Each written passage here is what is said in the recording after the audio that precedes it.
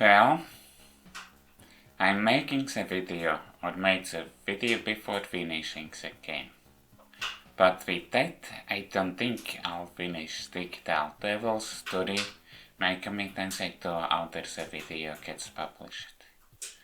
Mainly because I will be making videos on different games. For example, I can return to the visual novel franchise for which I had made videos. But I can see myself continuing playing this game if I don't have anything else to do. And so I figured I will make the video before finishing the game, because I think I play the game enough and I was getting bored now from playing it every time just to grind. Well, the grinding part is manageable, but moving through the environments is still annoying. So mainly because of traveling annoyance, I figured to make the video before finishing the game. Of course, more about them later in the video. Well, thankfully I didn't include this game in the same video as Digital Devil's story Megami Tensei. But then what will I do about these games' future parts? I guess I'll say what I will do then. Also, it may be difficult to avoid spoilers. Then again, it is at the very start of the game, and said in the manual, and probably somewhere else then. It isn't a spoiler, but it was a surprise to me. So, if you want to be surprised, then stop watching the video. If the game full page didn't spoil already. Also, the game's opening might in those seizures, which I'm not showing, hopefully. So whatever your problems with that, shouldn't play this game or try to skip the opening. Well, as far as I read it, there isn't anything else that can in those seizures. And thankfully the second game started using a save system instead of a password system. This is one of the reasons why the game is more manageable. But I still didn't finish it. Digital Devil's story Megami Tensei II was developed by Atlus and published by Namco for Famicom, and developed by Opera House and published by Atlus themselves for Super Famicom.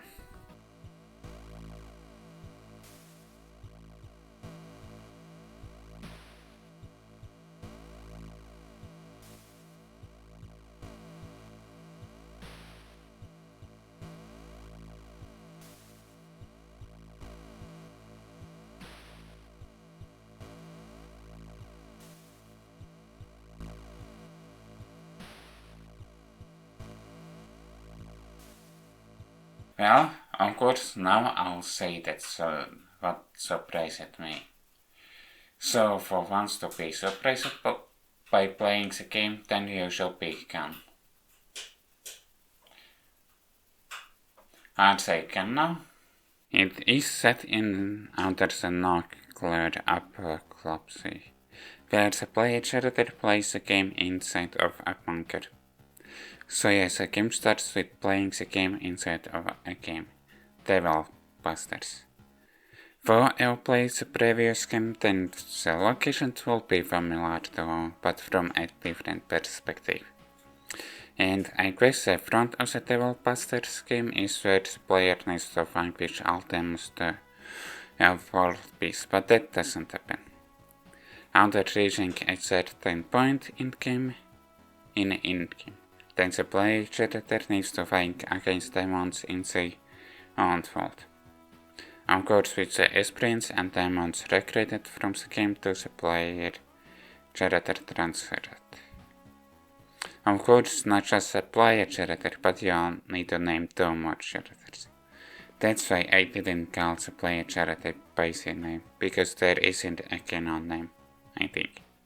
One of the characters is a character from the Devil Busters game, and the other is a friend of the player character. And of course the story isn't directly set. You need to connect dots yourself from what dialogue you get. Or just read the story from the manual. And from what I got, it is a decent story, but because I needed to grind a lot, so it wasn't in the forefront. So it can take a while to connect the dots, if you didn't forget the dialogue. So the story might be just background noise to be just an extra outdoor-based role-playing gameplay.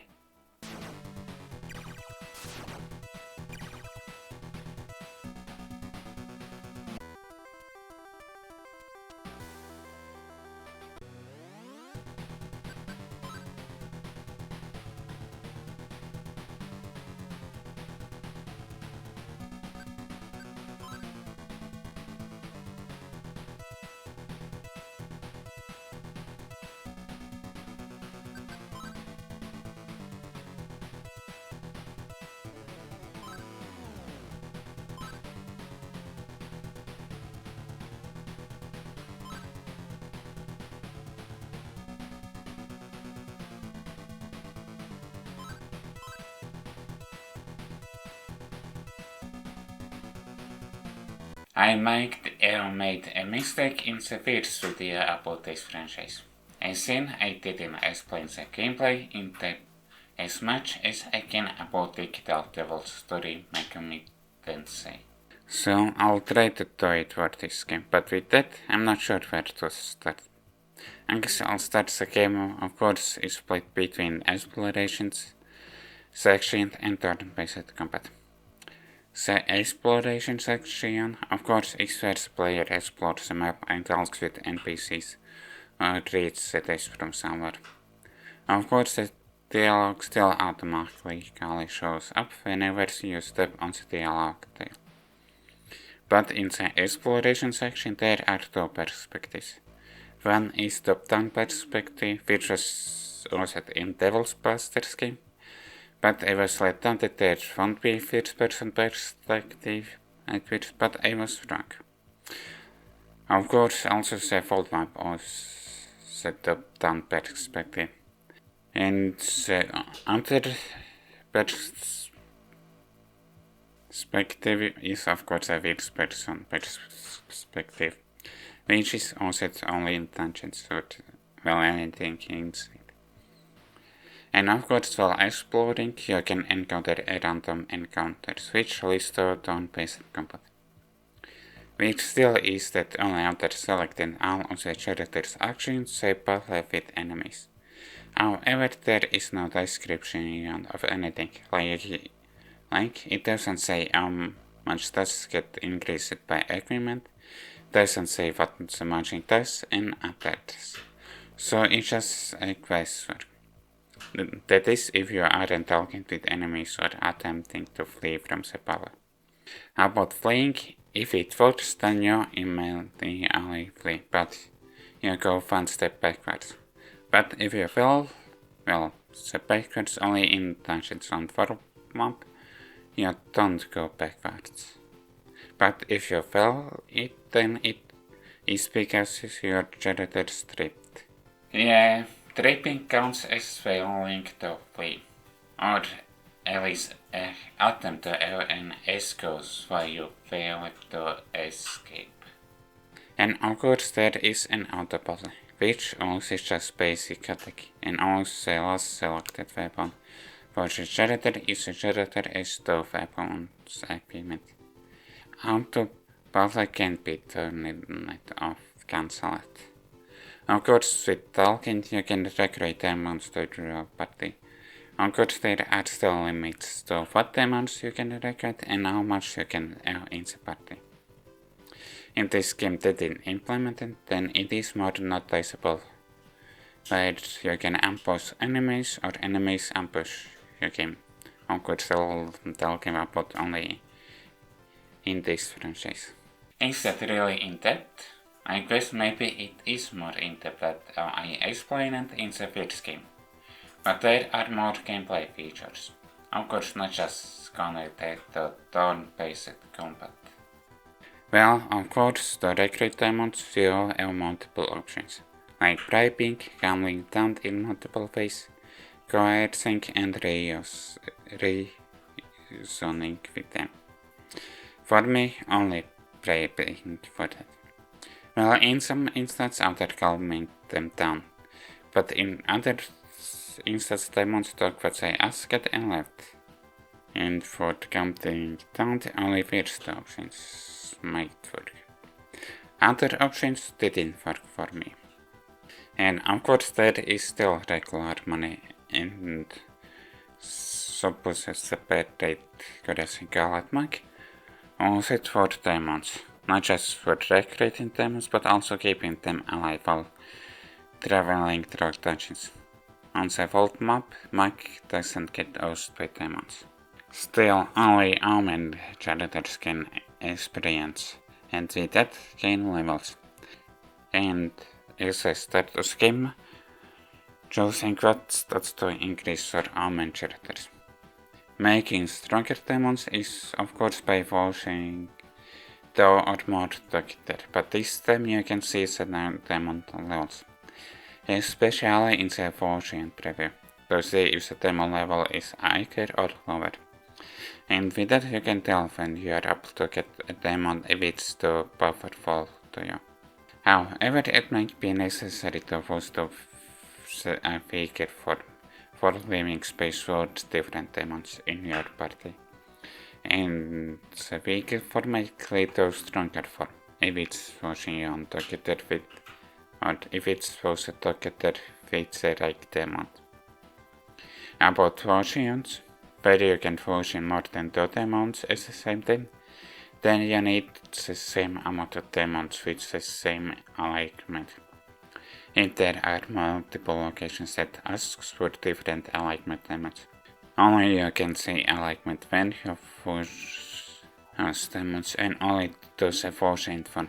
I couldn't find it in stats in anywhere else for demons in the party. It still make your demon weaker.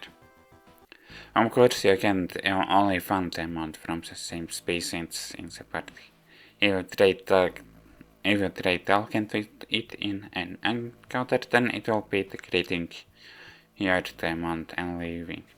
And when attempting to fuse to the same species, then it is said it is already your ally. I guess they didn't an idea what to implement if players chose to fuse together 2 or more demons of the same species. Now about equipment. Of course, there is armor for every party part, and it is 2 kinds of weapons, guns and swords. Of course, because there isn't a description on them, then it is by trying to sell them to figure which equipment might be better. And of course, only humans can equip equipment. Armor probably protects you, but I mentioned equipment because I will just talk about weapons. If you have equipped both a gun and a sword, then in a battle it asks you what to use, if attacking with the basic attack. And this is a reason why autopilot owns the last selected weapon. I don't know if this was already in the first game, because I didn't play all of it. The same with this mod, but this time I played more. But this game has mini games, which is just gambling. Of course, it's not like microtransactions. That wasn't possible at the time. Just slots guessing if numbers will be high or low number, and guessing numbers in correct order. And the diamond arena where your diamond will fight by itself. Well, the gameplay can keep my attention, but the grinding and especially failing to flee from powerful encounters can lead you to burnout. So it is probably best to play it slowly, not to rush it, like I tried to make a video about this game. Well, some problems with the game I will say in a Miscellanoues chapter, which will be mixed with other stuff.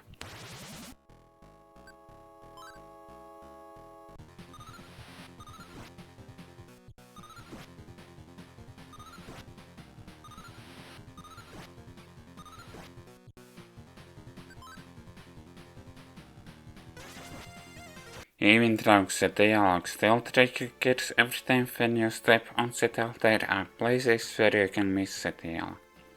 Mainly it is where you can save the game. Or that is only the case where I encountered this problem.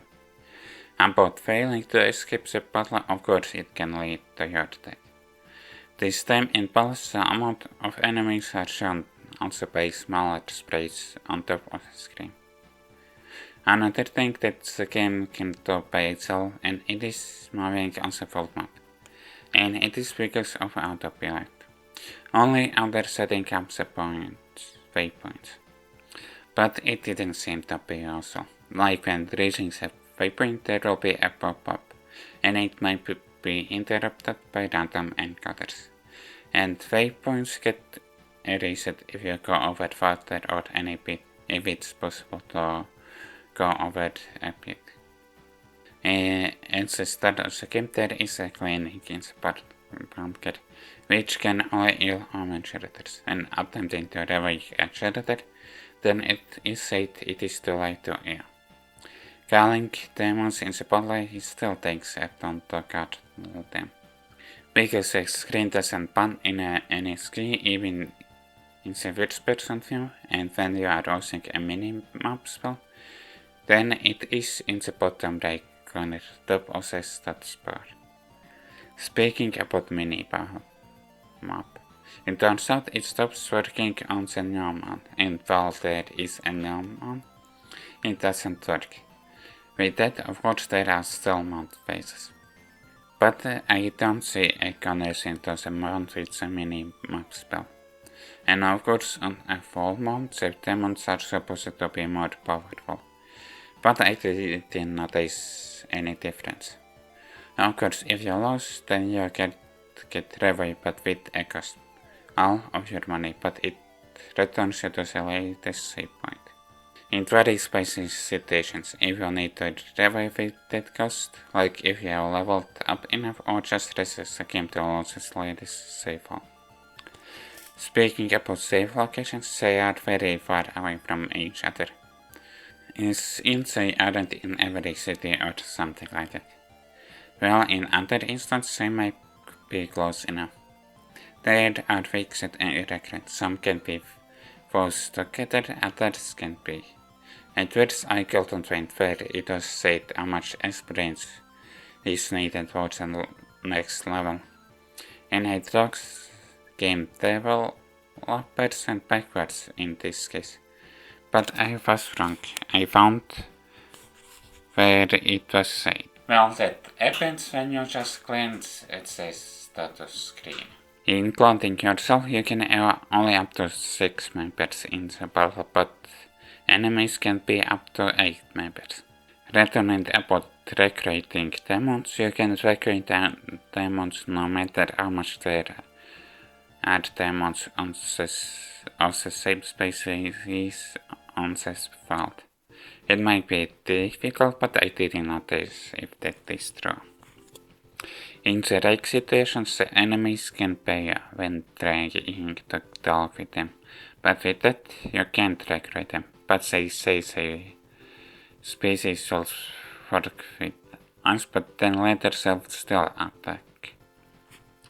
I tracked the Digimon games with the most annoying random encounters, but this franchise takes again. Not only a random encounter can happen after a second, if not after less than a second, but also in the same battle skin you can have multiple demons in a round to think against. As in you beat one demon group, but immediately after it a different group appears, and then again it may happen, and maybe again, and so on. You can face items which make include key items, or at least what could be useful later. As in outsourcing an item, it is scanned even if it didn't do anything. This was also the case in the previous game, but so far there are sprites that could count as not safe for work. But because it is a sprite format, then it isn't as loud as it implies. Sprints might be lowered in the same arena. If you're creating sprints in the same arena, then it isn't just needing to gain more sprints, but also you are getting less sprints from beating the same enemies. So stuff that might be rage inducing are awkward failing to flea ball that get game over and enemies pushing you. And maybe there is other rage inducing stuff. There are some situations where you can do stuff in the wrong order. In some instances it can work for you, but in other instances you can get a key item, but thankfully you can try it as much as you can if you do it in the wrong order. In this game, when I used an instant death attack, it worked more often, except against boss bosses of course, than I thought. Or it happened because I was over leveled. Probably it is better to play the game slowly. Take your time when playing it. Playing every day can lead to burnout, especially when you are just grinding multiple days in a row. Or at least I can see myself playing like that. You can try it by yourself to see it yourself with what mindset you can play this game. Well, it will be much better if it just felt explained what everything, like equipment and matching photo.